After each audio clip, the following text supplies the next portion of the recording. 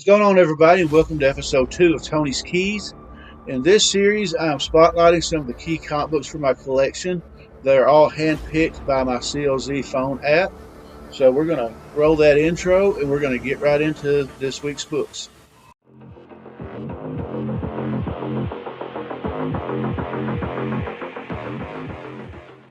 Welcome back, everybody. Like I said in the intro, we're going to roll into some more keys from my collection, all randomly selected from my CLZ app.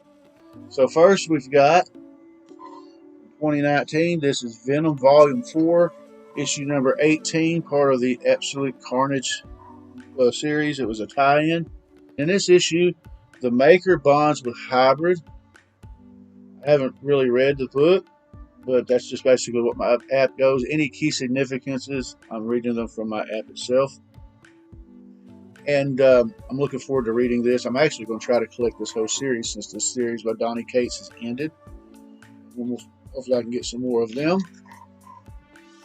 But like I said, it's a really nice cover. I'm not really sure who did the cover, but it is a pretty nice cover. Alright, so second up we have a Marvel Tales issue. This is Marvel Tales issue number 223. The significance of this key is that it is an iconic Todd McFarlane cover. Reprints the issue Amazing Spider-Man number 88, featuring a fight with Dr. Octopus, and ties into later on the death of Captain George Stacy. But this is a really classic Todd McFarlane art piece, and during this point in time, Todd really did a few Marvel Tales books, which were really great covers, and I actually enjoy having these in the collection. Next up, from 2013, we have Avengers Volume 5, issue number 4. And this is the origin of Hyperion. And I believe this was during that whole, when they relaunched the Avengers series under the all-new Marvel Now. I collected up to a certain point, then I cut it off. But, I mean, these first few issues were actually pretty good. Another one from my long Captain America run from 1984. This is Captain America issue number 292. This is the first appearance of the Black Crow, and this also ties into either starts or loosely starts tying into the storyline that ends in 300, where you got a old Red Skull fighting old Captain America. Somewhere in these books, Captain America ends up aging to where he's elderly, but I don't believe it's this issue. Moving on, and the Amazing Spider-Man from 1986. This is issue number 283, and we got the Webhead. Looks like he's fighting the Absorbing Man and Titania. But the key significance of this book is the first appearance of Mongoose. I have no idea who Mongoose is. I haven't read this book.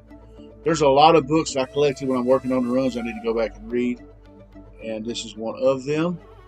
If I have a nice ASM run from like issue 246 to like 422. Alright, next one up has been water damaged and slightly damaged down the side, but that don't mean I love it any less. This is Alpha Flight issue number 33. This is the first appearance of Lady Deathstrike. If you're familiar with the X2 movie, everybody knows who Yuriko is. And Lady Deathstrike is a pretty awesome character. And I'm going to have to find this in a better grade, but for now, it will do. Alright, next up, one of my flea market finds from a few years ago. I believe I paid $1 for this.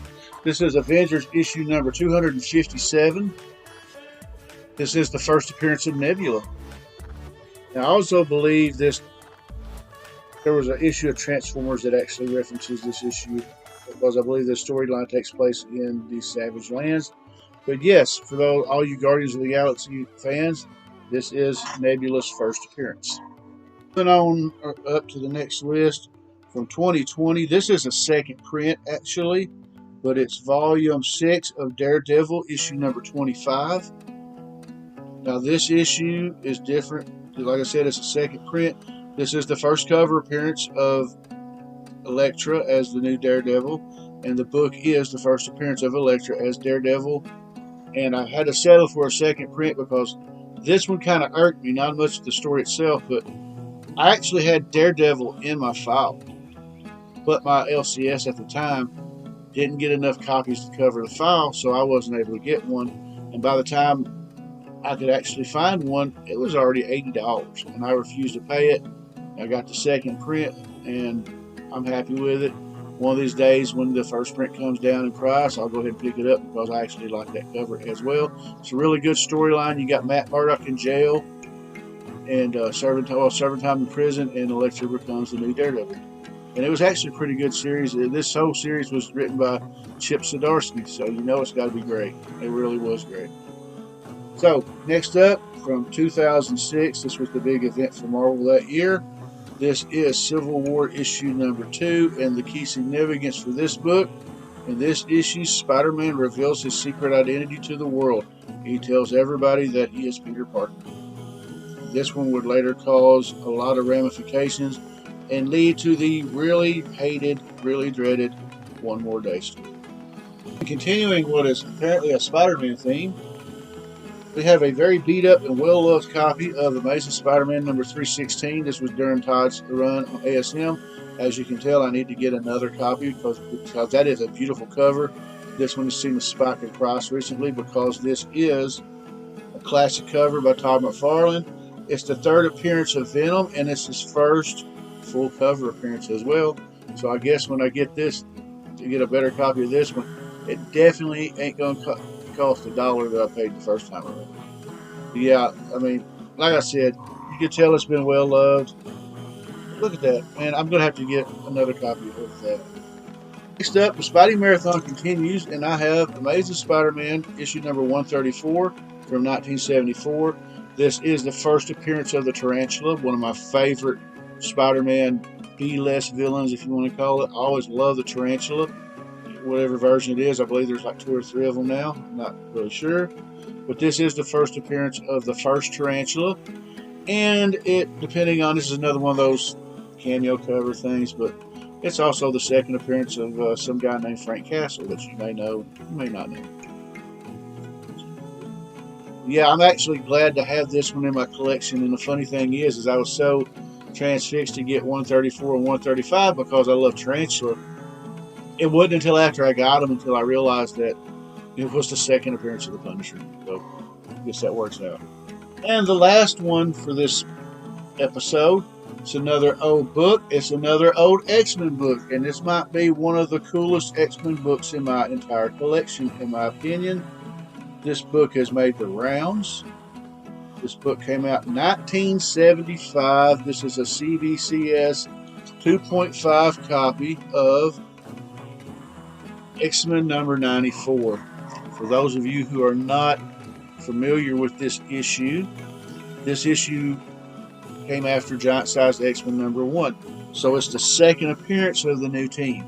This is also the second appearance of Storm, Nightcrawler, Colossus, and Warpath. Oh, Thunderbird, excuse me, not Warpath. This also was the first new issue in I think it was like 3 or 4 years, where starting with like issue 66 up to 93, the X-Men turned into a reprint magazine, basically reprinting the old stories. This issue started where they started doing new stories, and it's been going ever since. This also was the first book that ushered in the Chris Claremont run that went for 16 years until like 1991. So this is a very historic book, very awesome book. This particular copy has been around. My buddy Greg owned it. He sold it to a flea market who sold it to the Comic Ninja. That was my LCS at the time. I bought it from the Comic Ninja, and then Greg cleaned and pressed it, and then we sent it to CBCS and got that 2.5 grade. And I don't care. It is a beautiful book. And I mean, I'm going to be honest, there's just certain books I never thought I'd have in my collection, and this was one of them. So I'm very happy. And I had to have people talk me into getting this book because I was kind of hem-hawing, but I'm glad I listened to them and added it to the collection. And there you have it. Those are the books for episode 2 of Tony's Keys. I hope you enjoyed it. If you're enjoying the series, please like and subscribe and ring the bell for future notifications. Thank you for watching these videos or any videos I've ever made. And if you have any suggestions, feel free to comment below. I know I think I've got like the first 12 episodes already planned, but we'll see. And till next time, take it easy, be safe, and God bless. See you.